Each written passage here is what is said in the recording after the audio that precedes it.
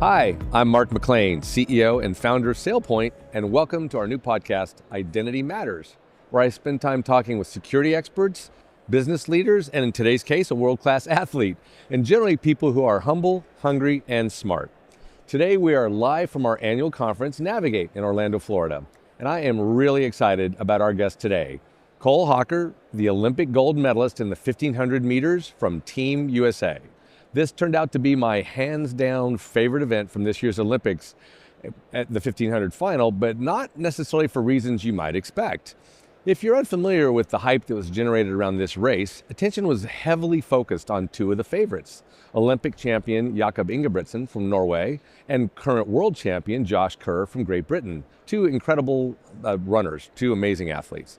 But as with most compelling rivalries, the lead up to the race was filled with lots of emotion, and frankly, for the Americans, I think enjoyed this a lot of trash talk, a lot of competitive trash talk between these two, kind of building the hype before the race. Pretty entertaining, and I think actually drew even more attention to this race from all kinds of spectators, even those who really weren't focused track and field fans, like me. Turns out our family has a lot of interest in this sport. Well, what happened next, very few people saw coming, except perhaps the gentleman sitting next to me. Cole Hocker from our U.S. team came from behind to beat both of these favorites to earn the gold medal and to set a new Olympic record in the process. It was a breathtaking race, a monumental moment in sports. Since this is a podcast, if you haven't seen it, spend some time, go find it on YouTube and watch the men's 1500 meter final. What perhaps was most admirable to me is how Cole remained laser focused on his goal and didn't let this noise about the rivalry from his competitors rattle him or throw him off course. In fact, he even had to make some very real-time adjustments in the race, which we'll probably talk about. So I'm very excited to welcome Cole as a guest today to share a bit of his experiences, and ultimately, we hope to provide some advice for winning your own race, whether that be at work or in life, things that you might be focused on. So, Cole, thanks so much for joining us today. Yeah, thanks for having me. It's a pleasure. So let's talk, obviously, most of us aren't world-class athletes. Let's talk about like the lead up to the race, maybe like a year in advance, and then maybe the last month as you're really gearing up. What are the things you're doing to prepare for something like that?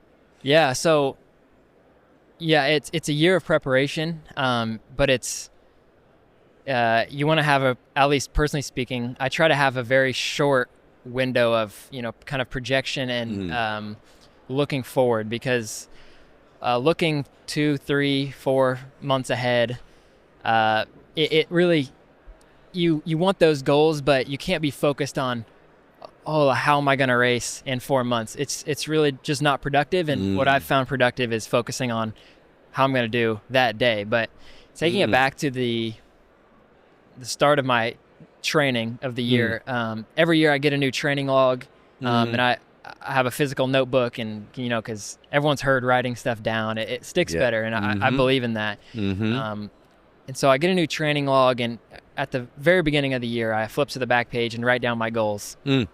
And they're very concrete goals. I give a very concerted effort to make them not vague. So you can probably guess what I wrote down. Olympic champion in the 1500 meters. It wasn't just run a little faster. That was not your goal. Exactly. So that's when it starts. And I had a few other goals, and then there's goals. I provide myself with steps along the way on what I can do, and a big one is stay healthy. Oh yeah. And then there's steps inside of that goal, and I write all of that down. And so I'm not floating through the year and really through my career, hoping something's going to fall into my lap, and if I just keep giving it my best effort every day, I'll get what I want, which is true to some extent. You can, but every year I've done the same thing, and oftentimes they've come to fruition. And so the past few years have just been, honestly, kind of telling myself, don't be afraid to make those goals so concrete and so out there. Let me go here for a second, Cole. I know you were preparing for what became the 21, would have been the 20 Olympics because of COVID. And in that case, you did have a setback. Maybe talk a little bit about how you recover from that same kind of disciplined preparation you were doing that year. And then you did have some challenges. And then how you kind of got back into the focus for the next set of goals. Talk about that a little bit. Yeah. Common phrase in the sport is, it's not a matter of if you get injured, but when. And unfortunately, that is true. And you can do your best to mitigate those injuries and hopefully prevent them before they happen. But it's almost inevitable to some extent. Not every injury is a catastrophic career-ending injury, but every day you miss in a build-up is one that your competitor is getting while you're not. So going back to your question, coming off the 21 season, I had the season of my life, my breakout season. I went from running at the University of Oregon that season, winning the Olympic trials and getting 6th in Tokyo, which was huge and blew away my expectations for the year. So I felt like almost, it's that moment of success where there's, you have the imposter syndrome, which yes, may sound funny in athletics. No, but not really, I bet. Not really. But it's the same thing across, every profession from what I've heard. And so I'm thinking, maybe this is my peak. This is like quite a high peak. I can only get so much better as far as, places in the Olympics. And it's hard to come back from that. And so mentally I was riding a high, but very soon that next season, lo and behold, I had a little injury leading up to the USA Championships that next year. And I got to compete at them, but that injury just took me out of any contention. So I missed that team and I was like devastated, to say the least. Sure. I'm extremely hard on myself. I've said that's where most of my pressure comes from is, self-expectation, which I know a ton of athletes can relate to, but again, it's so true across so many professions. And so I had to come back that next year. And again, I wrote down those concrete goals, and that next year wasn't perfectly clean either. I had hiccups in training, and I got to training really late, and I had a really late build-up, and I scratched onto the USA team. And we competed in Budapest at the World Championships in 2023. And that season was just all kind of grit and faith in my coach. And at that, when you're getting injured and you're not getting consistent training, you kind of it's very easy to doubt what you're doing. And is my coaching right? Is my training right? Is my entire philosophy on the sport, does that align with what it should? And you want to, everyone has thoughts on the sport, but at the end of the day, you want to run carefree and you want to practice carefree and enjoy it. And I was getting very close to not enjoying it. And I really had to dial in and remember that I really like beating people. That's where great joy. My enjoyment. Obviously a lot of other things, but it came down to it on that USA Championship day. And I was like, I need to make this team for my mental health and my career. And again, that's kind of back to putting that pressure on myself. But, I did, and it was that was huge. In a season like that, you often see a lot more growth than a perfect season like 2021. I like that. Yeah, I think the learning, there's so many good lessons in there, like you said, that extend well beyond athletics. I think one of the things a lot of us, whether we were ex-athletes that stopped in middle school or high school or college, very few of us make it to the world stage as you did, but there's so many great lessons in athletics. And one of them is this, right, which is nobody has a smooth and up and to the right path through their athletic career. Nobody, right? They have setbacks, they have injuries, they lose critical races or games. That's just part of being an athlete, part of being a competitor, right? And a lot of it is, if you have you have to have the physical gifts to perform at that level. You also have to have the mental grit, obviously, to say, I took a setback, not going to let it end me. And I love that you brought up the imposter syndrome. I haven't had too many athletes make reference to that, but I love that you said that, because I think a lot of us that have had any level of success, at times you kind of go, people really knew what was in my head right now, they wouldn't be happy. Exactly. Right? Sometimes you're like, I'm pretty happy with what I've just done, but I'm not sure I deserve to be here, or I can't believe I got here. All those thoughts can enter. And I think that's great that you've sort of gone through these highs and lows. And then let's get back to the more recent one, because it's just such a great story. So you're preparing, the hype is around these two competitors. Matter of fact, let's just kind of zoom a little bit into the race, because I want to talk about some post-race stuff. So you're in this race, and folks have to watch the race to fully appreciate this, but you're kind of in the pack, but you're never out of it. You're in the pack, and then late in the race, you position yourself to be very much in it. I won't tell the whole story. I'm about to hand it to you. You start to make a move, and you get blocked. Talk to me about what's in your head when that happens. Yeah, so if you don't mind, I might take it back Please, even earlier. It's your race. You talk about it. But just because so many things happened before that moment, and obviously, but the entire idea, the overarching race plan was to be there with 200 meters to go. Okay. And it's a lot easier said than done. And another overarching plan of the race, and there's all the small tweaks and adjustments you hope you execute on when the race goes, but was don't let that pack get away from you, and don't just kick for a bronze medal. That's kind of what I was telling myself the entire race. And I didn't want to, anytime I would think about, let's just medal, doesn't matter what color. Obviously, if I walked away with a medal, I was going to be happy. Of course. But I did not want to limit myself. And so I never fell out of contention of where I thought I was in striking distance of that first place. And it gets strung out. It went out at world record pace, and everyone was holding on as this the fastest almost that entire field has ever run. And so then to get back to that last 100 meters. So the first part didn't go as maybe expected. It went out fast, so you had to execute your plan, you had to kick it into a slightly higher gear than maybe you thought you would in the first part of the race? Yeah, it was I made a conscious decision on the first 200 meters. This front runner started to roll fast, and there was a moment of I wanted to kind of find comfort in the pack, but the guys I wanted to run with were already getting away from me. And I made a very conscious effort to go, let's go around. Let's not do that. I've done this before, and the race didn't end up exactly how I wanted to. So I got myself in position, and now it's 200 meters to go, and I know I'm going to get a medal because I've been in this situation so many times, and at this point I'm aware it's the loudest I've ever heard a stadium. It's the loudest a race has ever been.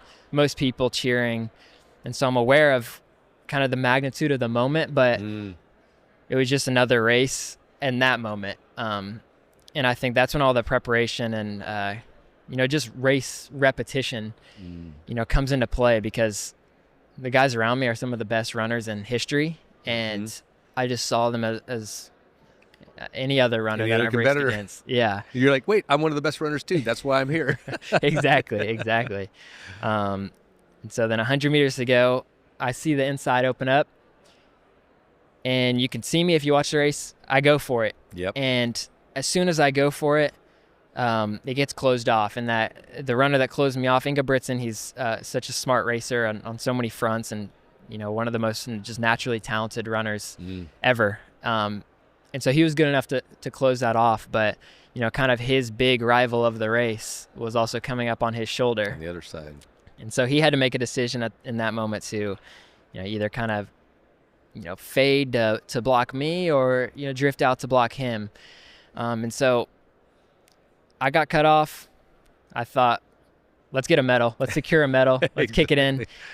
And then as soon as I start to think about that, I start to go wide, and then boom, the inside opens up again. And as soon as it opened up, I thought to myself, I cannot believe they just opened that up in the Olympic final, and you can't really draw it up any better than that. But again, that it seems like I shouldn't have been able to kick again. Yeah. I had to regain my momentum, but when it opened up, I knew I was going to win, and I couldn't believe it on the home stretch. I was thinking about it, and just watching the race back is so funny, because I'm sprinting as hard as I've ever sprinted. I can't imagine. In my mind, I'm thinking I'm about to win the Olympics.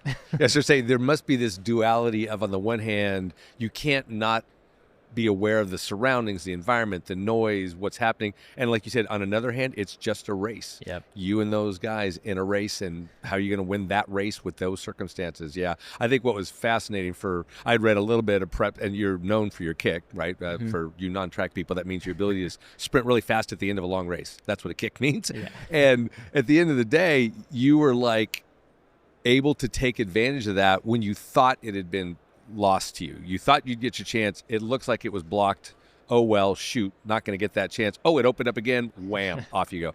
I think there's some great metaphors in there for, again, seeing how life throws curveballs at you. We'll mix baseball in for just a moment, right? See how life throws curveballs at you where you think you have a plan. It appears your plan gets blocked. Oh, wait, maybe my plan's not blocked. I think there's some awesome learning in there for many of us that are pursuing any kind of goal, right? Just sometimes it's clear, sometimes it appears to be blocked, sometimes it reopens, and staying prepared. I think the fact I'm not the track psychologist here, obviously, but the mental acuity and focus you had to have to re-energize another kick, I think was partly what's going to make this race kind of epic for a long, long time. Okay. Yeah, I like that. Let's talk a little bit about like not just that world, but like how does that start to affect you and your thinking of the future? Obviously, you've got another Olympics looming, a whole bunch of races between now and then. How do you think you're going to apply some of these lessons as you prepare for the next set of races and even the next Olympics? Yeah, I mean, now, I went into this Olympics with, I was an Olympic finalist before. Of course, people knew, they couldn't sleep on me, so to speak. And I think I'm part of the reason why the race doesn't go out slow anymore. Not to take credit because I still, sit back in there and run the race how I want to, but they're not going to run it slow because they know how good I can kick. Right. I get it. But with that being said, now I'm the Olympic champion. Now the target's on my back. Big old target now. And, they say the Olympic champion is the heaviest crown to hold. And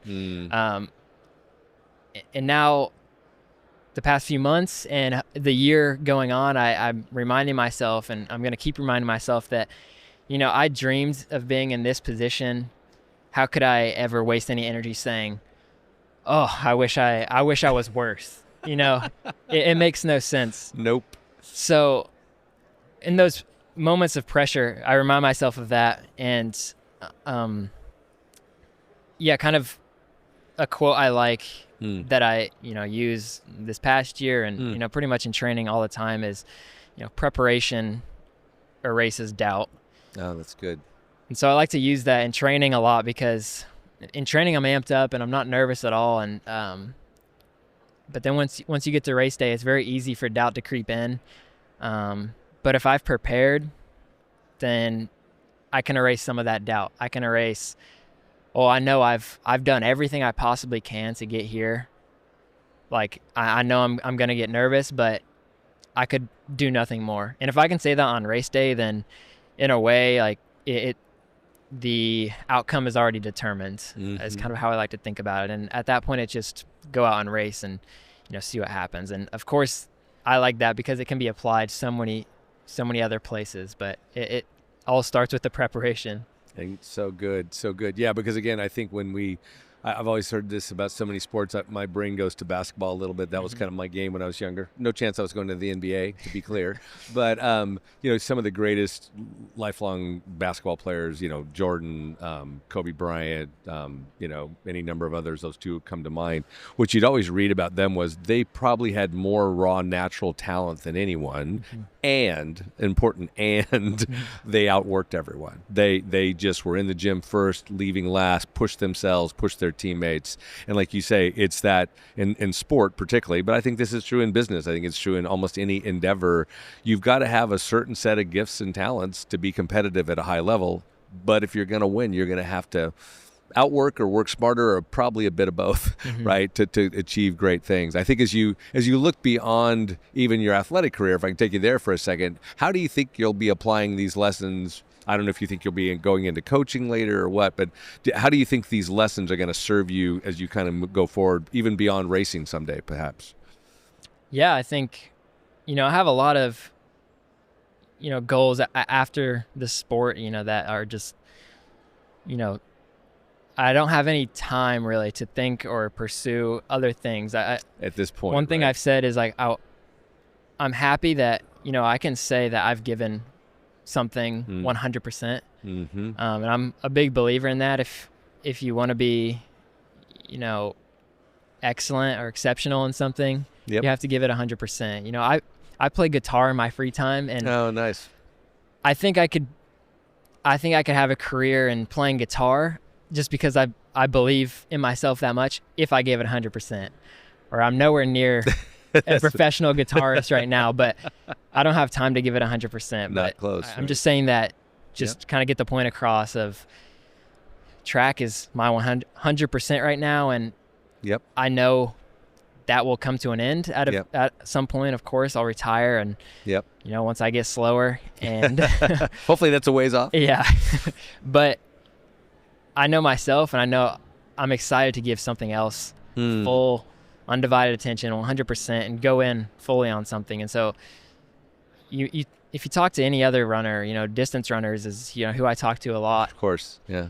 Everyone's so humble, for the most part, and I don't think that's by by happenstance. The sport's very humbling, and I think so many sports are like that. With injuries and aging, and you're only in your prime for so long, and it's inevitable for you to be humbled. Even LeBron's gonna retire. Yeah, at some point. It's like it might be a little later than we all thought. Yeah, but he will at some point. Right, but it's gonna come to an end, and runners get humbled, and you meet these guys, and I want to hate them, but but they're nice guys, and but you just learn so many lessons throughout sports because of the kind of the trials and tribulations that you go through. But the same can be said about about any profession. But I think the more you get humbled, the better you'll come out, really. Well, it's funny you mentioned that. I hit it real quick in the opening. It might have flown by. There's a book we all refer to at our company, SailPoint, called The Ideal Team Player by a great author named Patrick Lencioni. And his contention is the kind of ideal team players we all want to work with are humble, hungry, and smart. So we make reference to those three values all the time. And I'm always quick to help people understand humble isn't that kind of cultural false humility of, oh, look, I'm really not that good. It'd be like you saying, oh, I'm a pretty good runner. No, you're a world-class runner. You shouldn't say you're pretty good. That's not humility. That's just lying, right?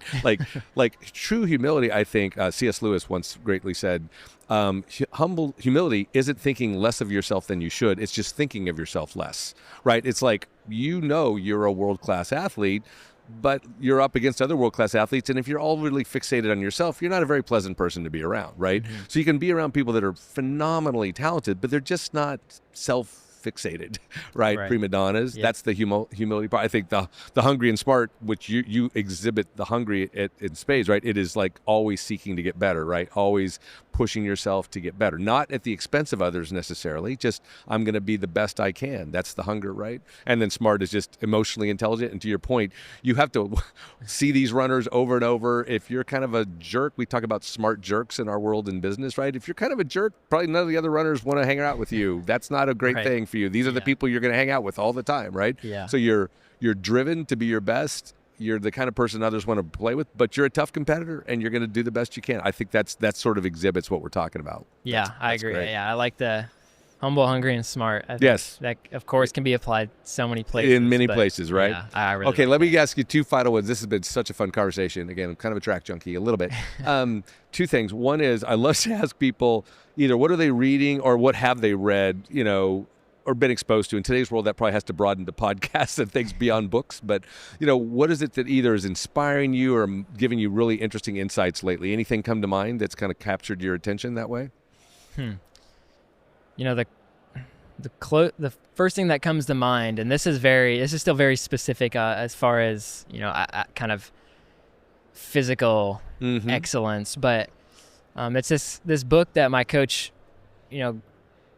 gave all of us the option to read. I don't want to say he made us read it because he makes you run. He doesn't make you read. Exactly. It's pretty much, it's up to you if you want to be good. Right. And he's like, read this book and you'll be better. But I'm going to get it. I might get it wrong, but I think it's called The Mental Edge. Okay. And it talks about all kinds of things, but there's one specific kind of story in there about these monks, these Japanese monks, and they're essentially ultra marathon runners. Okay.